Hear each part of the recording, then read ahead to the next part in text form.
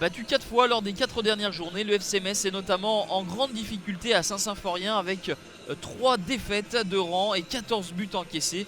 Les hommes de Philippe Hinsberger veulent stopper leur dégringolade au classement avec la réception de Saint-Etienne, des Verts campés en milieu de tableau et qui veulent suivre le rythme des équipes concurrentes pour l'Europe, toutes ou presque victorieuses la veille.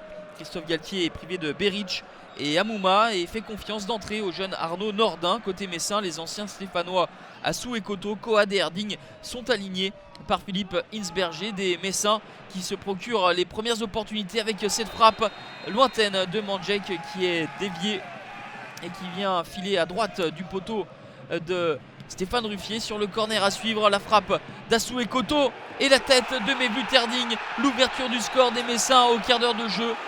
Eh bien non, car un drapeau s'est levé. Stéphane Ruffier est sorti de sa cage. Il fallait que 2 défenseurs stéphanois eût été derrière la ligne, ce qui n'a pas été le cas. Le but est donc justement refusé par monsieur Varela. Les Stéphanois de Christophe Galtier peinent à se montrer dangereux et vont même être handicapés par cette non-maîtrise de Tanan. Deuxième carton jaune en 1 minute 30 pour le milieu stéphanois. Les Verts vont devoir évoluer à 10 pendant plus d'une mi-temps. Et de fait, les espaces vont se créer.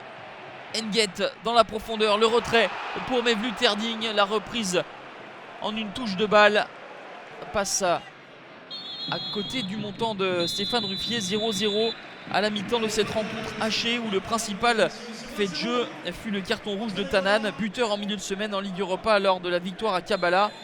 Le milieu marocain met ses partenaires en difficulté et les Messins, comme en fin de première période avec Erding, ont toute la deuxième mi-temps pour essayer de faire la différence, notamment sur coup de pied arrêté avec le jeune titulaire ce soir.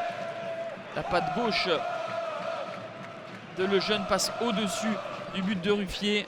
Christophe Galtier et son adjoint prend des notes. Ces hommes ne sont pas mis en difficulté outre mesure, en infériorité numérique, et vont même se procurer une belle occasion avec Loïc Perrin monté aux avant-postes sur ce coup de pied arrêté. Le ballon est sauvé sur la ligne par Baliou. Énorme coup de chaud dans la surface messine, mais énorme coup de chaud également dans la surface stéphanoise à la 89e minute.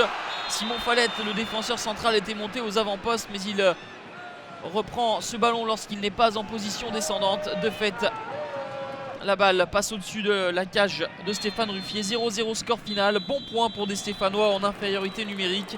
Metz interrompt sa série de défaites, mais espérait mieux au vu des circonstances du match.